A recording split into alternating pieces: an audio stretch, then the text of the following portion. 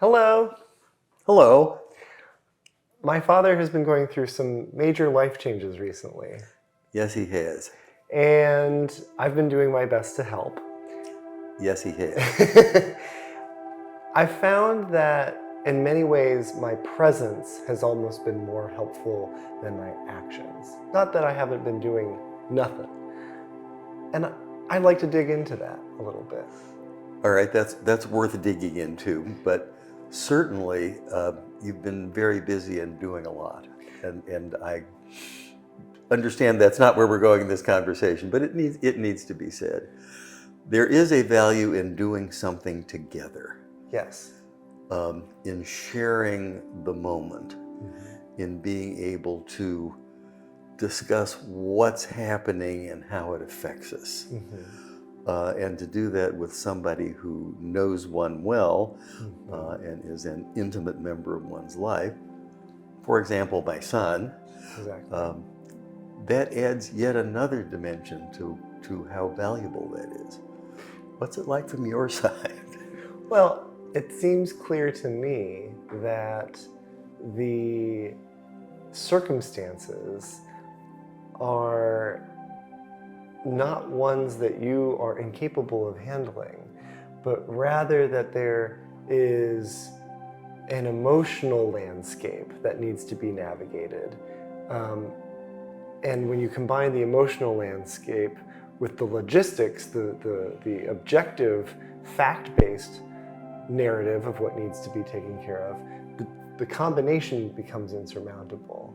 But in a setting where someone can come in and share the space with you and understand at least one of the two to give you the opportunity to separate them from one another, suddenly the whole process becomes much more manageable. And I think that what I've done for you is let you have someone who can handle the objective standpoint. You know that I will think about a problem much the same way that you would. There's this inherent trust, which is what I wanted to lean into, that you can trust that I not only have your best interests in heart, but I know you well enough to know what you would choose for yourself in most of these scenarios. Yes, that's very valuable. And that's when you can start to feel good about relinquishing a little control or relinquishing the urge to micromanage or to make decisions, all the decisions now, rather than allowing some to be prioritized over others. Yes, that's certainly true. But it's also worth thinking more about the notion of these things are objectively easy or logical or doable, except for the emotional baggage that one has or the emotional attachments that get in the way. And if one can deal with those, then things really do become easier, more logical, and more doable.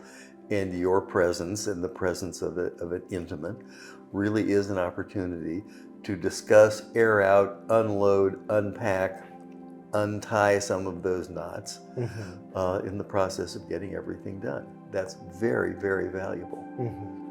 So would you say that part of the help that I've been able to provide is that I'm not coming in with my own emotional landscape, but anytime that you have something that you'd like to share or talk about that has memories or history or emotion tied to it, you can always bring that to me and know that I'll have context and I'll have respect and reverence and all of that. Right. But I don't want it to seem that one of the requirements is that you don't have your own set of emotional conditions and feelings. But yes, it's very helpful to be able to share those. A simple example is the notion of being able to get rid of things, throwing things out. There are a lot of things that accumulate over time that have memories associated with them, but what do you do with that anyway? Exactly. And being able to refer to that memory or discuss that time or point to it as part of the exercise of letting it go, letting it just be part of the past. Right.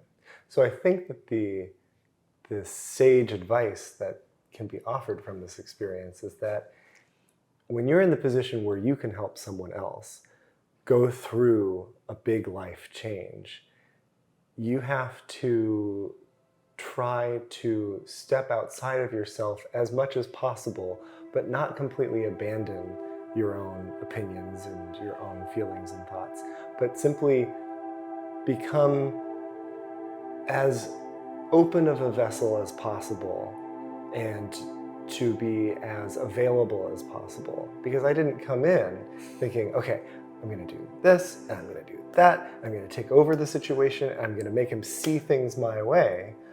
I just wanted to come and be helpful. I observed, and I sat around and listened to conversations with you and with everyone else who's involved in this whole process.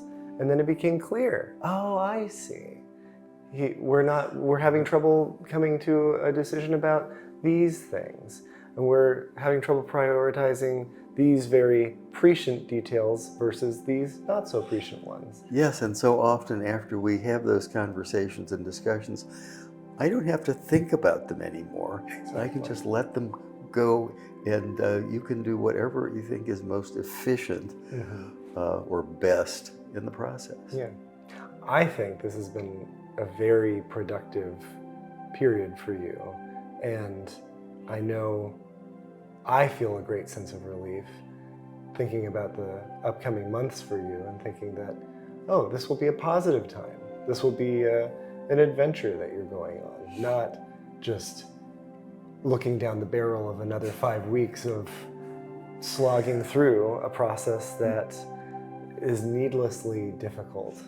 That's right, and thank you. It is great change, but great change should be an adventure for positive things. Exactly. Thank you, Mark. Oh, absolutely. So the next time you go to help somebody, try to open yourself up to what they need rather than bringing your priorities into the situation. It's all too easy to do that. Yeah.